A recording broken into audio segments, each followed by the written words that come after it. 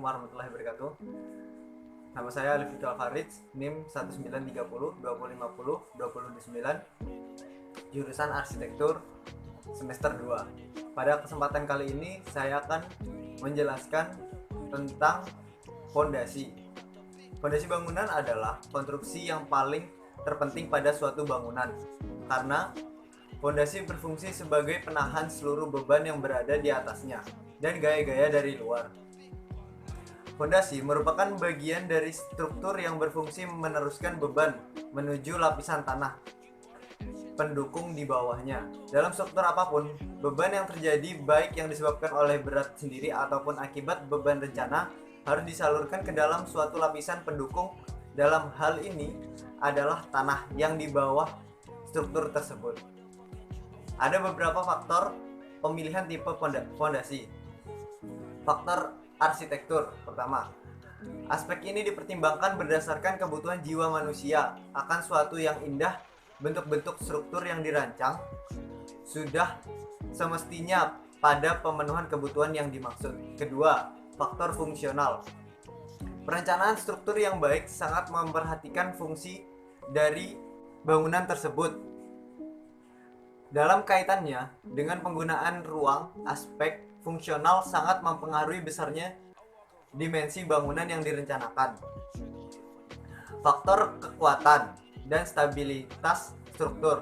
Faktor ini berkaitan dengan kemampuan struktur dalam menerima beban-beban yang bekerja, baik beban vertikal maupun beban lateral yang disebabkan oleh gempa serta kestabilan struktur dalam kedua arah tersebut.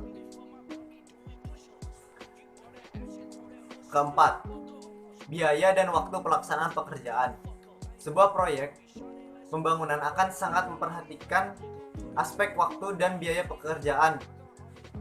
Karena hal ini sangat erat hubungannya dengan tujuan pencapaian kondisi yang ekonomis dalam pertimbangan. Kelima adalah batas-batasan akibat struktur di atasnya. Keadaan struktur atas akan sangat mempengaruhi pemilihan tipe fondasi. Hal ini meliputi kondisi beban atau besar beban, arah beban, dan penyebaran beban. Dan sifat dinamis bangunan di atasnya atau statis tertentu atau tak tentu. Dan lain-lain. Yang terakhir adalah keadaan tanah fondasi. Kaitannya adalah dalam pemilihan tipe fondasi yang sesuai hal tersebut, meliputi jenis tanah, daya dukung tanah, kedalaman lapisan tanah, keras, dan sebagainya. Bila tanah keras terletak pada permukaan tanah atau 2-3 meter di bawah permukaan tanah, maka jenis fondasinya adalah fondasi dangkal. Misalnya fondasi jalur, fondasi telapuk. Bila tanah keras terletak pada kedalaman sekitar 10 meter atau lebih di bawah permukaan tanah, maka jenis fondasinya adalah fondasi tiang minipel, fondasi sumuran, atau fondasi bord fail. Bila tanah keras terletak pada kedalaman 20 meter atau lebih di bawah permukaan tanah, maka jenis fondasinya adalah fondasi tiang pancang atau fondasi bord fail.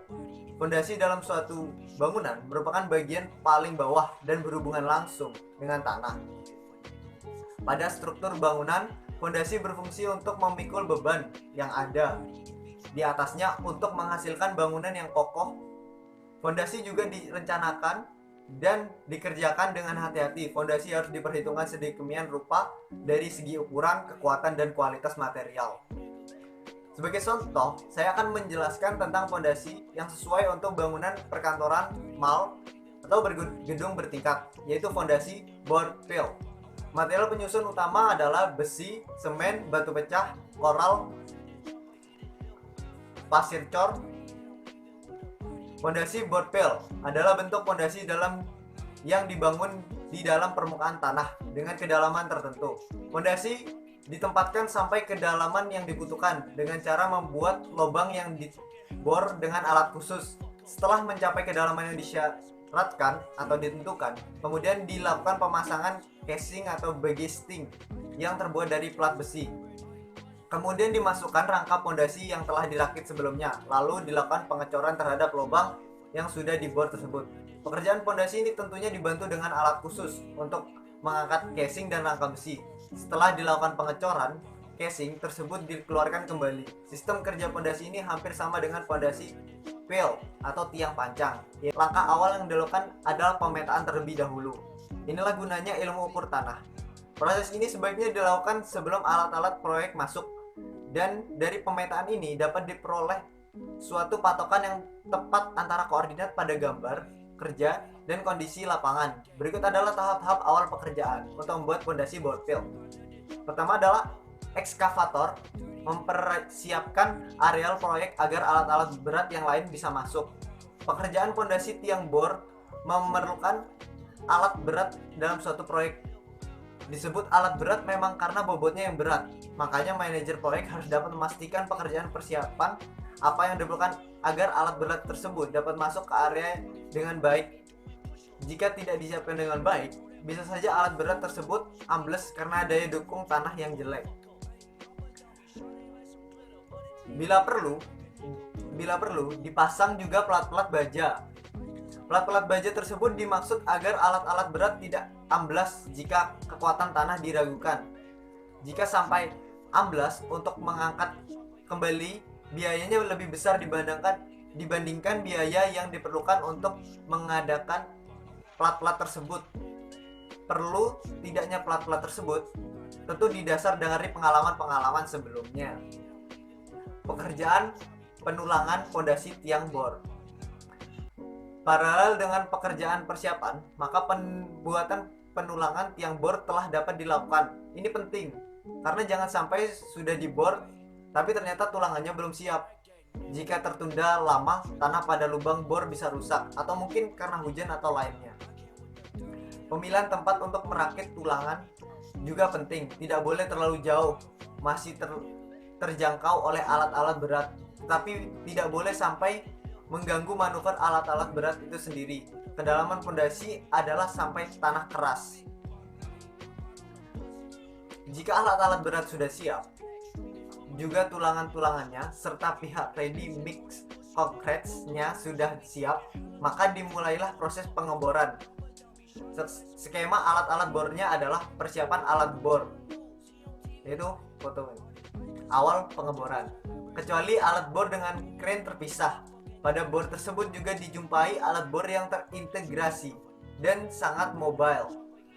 Mungkin ini yang lebih modern, tapi kelihatannya jangkauan kedalamannya lebih terbatas dibandingkan yang sistem terpisah. Mungkin juga karena proyek ada beberapa ukuran diameter tiang bor yang dipakai. Kemudian pengeboran. Ini merupakan proses awalnya dimulainya pekerjaan pondasi tiang bor. Kedalaman dan diameter tiang bor menjadi parameter untuk dipilihnya alat-alat bor. Perlu juga diperhatikan bahwa tanah hasil pengeboran perlu juga dicek dengan data hasil penyelidikan terdahulu. Apakah jenis tanah adalah sama seperti yang diperkirakan dalam menentukan kedalaman tiang bor tersebut? Ini perlu karena sampel tanah sebelumnya umumnya diambil dari satu atau dua tempat yang dianggap mewakili. Tetapi dengan proses pengeboran ini, maka secara otomatis dapat dilakukan prediksi kondisi tanah secara tepat satu persatu pada titik yang dibor. Apabila kedalaman dan juga lubang telah siap, maka selanjutnya penempatan tulang rebar. Pengangkatan tulang jika perlu, mungkin karena terlalu dalam, maka penulangan harus disambung di lapangan. Penyambungan tulangan pondasi. Kemudian kondisi lubang pondasi yang telah siap dicor. Pengecoran beton. Setelah proses pemasangan tulang baja, maka proses selanjutnya adalah pengecoran beton. Ini merupakan bagian yang paling kritis yang menentukan berfungsi tidaknya suatu pondasi, meskipun proses pekerjaan sebelumnya sudah benar. Tapi pada tahap ini gagal, maka gagal pula pondasi tersebut secara keseluruhan. Pengecoran disebut gagal jika lubang pondasi tersebut tidak terisi dengan benar. Misal ada bercampur dengan galian tanah atau segresi dengan air tanah longsor sehingga beton mengisi bagian yang tidak tepat. Adanya air pada lubang bor menyebabkan pengecoran memerlukan alat bantu khusus yaitu pipa tremi. Pipa tersebut mempunyai panjang yang sama atau lebih besar dengan kedalaman lubang yang dibor. Pipa tremi untuk pengecoran. Pengecoran dengan pipa tremi yang terongak di bawah adalah cor beton yang akan dipasang di ujung atas pipa tremi, tempat memasukkan beton segar. Yang di bawah ini pekerjaan pengecoran pondasi tiang bor. Di bagian lain terlihat mesin bor warna kuning yang difungsikan kren atau mata bor tidak dipasang, mesin bor non aktif. Posisi sama seperti di atas, yaitu pipa tremi sudah siap dimasukkan dalam lubang bor. Pipa tremi sudah berhasil dimasukkan ke dalam bor. Perhatikan ujung atas yang ditahan sedemikian sehingga posisi terkontrol, dipegang dan tidak jatuh. Corong beton dipasang. Pada kondisi pipa seperti ini, maka pengecoran beton siap. Truk ready mix siap mendekat. Pada tahap pengecoran pertama kali, truk ready mix dapat menuangkan langsung ke dalam corong pipa tremi seperti kasus di atas. Pada tahap ini mulai pengalaman seorang supervisor menentukan jika beton yang dituang terlalu banyak maka mencabut pipa yang tertanam menjadi susah. Sedangkan jika terlalu dini mencabut pipa tremi, sedangkan beton yang pada bagian bawah belum terkonsolidasi dengan baik, maka bisa-bisa terjadi segresi tercampur dengan tanah padahal proses itu semua kejadiannya di bawah. Di dalam lubang tidak terlihat sama sekali. Jika beton yang dicor sudah semakin ke atas atau volume semakin banyak, maka pipa tremi harus mulai ditarik ke atas. Perhatikan bagian pipa tremi yang basah dan kering.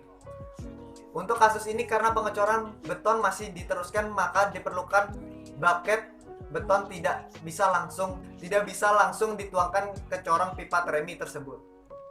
Adanya pipa tremi tersebut menyebabkan beton dapat disalurkan ke dalam lubang langsung dan tanpa mengalami pencampuran dengan air atau lumpur. Karena beton lebih besar dari